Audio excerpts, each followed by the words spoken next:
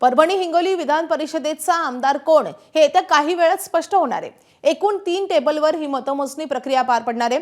परभणीत महायुतीकडून शिवसेनेचे सईद खान आणि महाविकास आघाडीतील ठाकरेंच्या शिवसेनेचे डॉक्टर विवेक नामंदर तर अपक्ष सुशील देशमुख या तिघांमध्ये चुरशीची लढत आहे। दरम्यान परभणीतल्या मतमोजणी केंद्रातून आपले प्रतिनिधी पंकज क्षीरसागर सध्या आपल्या सोबत आहेत। पंकज, खरं तर ही निवडणूक खूप चुरशीची झाली। एक म्हणजे ऑपरेशन टायगरच्या या निवडणुकीवर या निकालावर कसा परिणाम होऊ शकतो आणि कितीचा कोटा निश्चित करण्यात आलाय?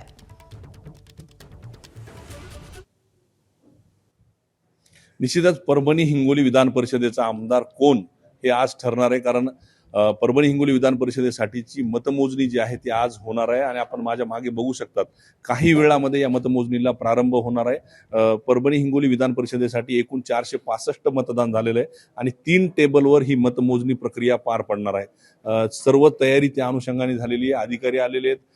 काही वेळामध्ये स्ट्रॉंग रूम उघडण्यात येणार आहे आणि या स्ट्रॉंग रूम उघडल्याच्या नंतर मतपेट्या ज्या आहेत त्या इथं आणल्या जातील। यानंतर पहिल्यांदा मतपेटीमधले 25 जे मतदान आहे झालेलं ते मतपत्रिका आणल्या जातील आणि ते एका ड्रम बॉक्समध्ये टाकून त्या ड्रम बॉक्समध्ये त्याला सरळ मिसळ केलं जाणार आहे। त्यानंतर ते 25 चे 3 गट्टे जे आहेत ते या टेबलवर दिले जातील। त्यानंतर मतमोजणीला सुरुवात होणार आहे आणि हीच प्रक्रिया पुढे पार पाडली जाणार आहे। जवळपास 1 ते 1.5 तास चा कालावधी जो आहे तो या प्रक्रियेसाठी लागू शकतो। म्हणजे 8 वाजता मतमोजणीला सुरुवात झाली तर 9:30 ते 9:45 दरम्यान हे मतमोजणी जी आहे ती पूर्ण होऊ शकते।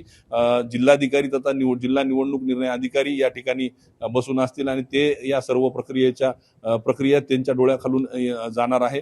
त्याचबरोबर आपण जर राजकीय बघितलं तर महायुतीकडून शिवसेनेचे सईद खान हे रिंगणात आहेत। महाविकास आघाडीकडून उबाटा शिवसेनेचे डॉक्टर विवेक नामंदर आहेत।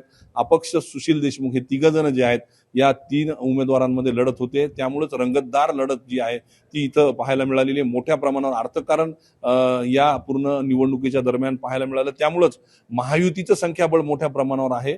महाविकास आघाडीचं तुल्यबळ संख्याबळ नाहीये, तरी सुद्धा ही लढत जी आहे ती चुरशीची झालेली आहे। त्यामुळे या लढतीमध्ये कोण विजयी होतं हे पाहणं महत्त्वाचं ठरणार आहे। काही वेळामध्येच हा निकाल लागेल। काही वेळामध्ये मतमोजणी सुरू होईल आणि त्यानंतर 1 ते 1.5 तासामध्ये निकाल लागेल आणि त्यामध्ये स्पष्ट होईल की परभणी हिंगोली विधान परिषदेचा आमदार कोण होणार।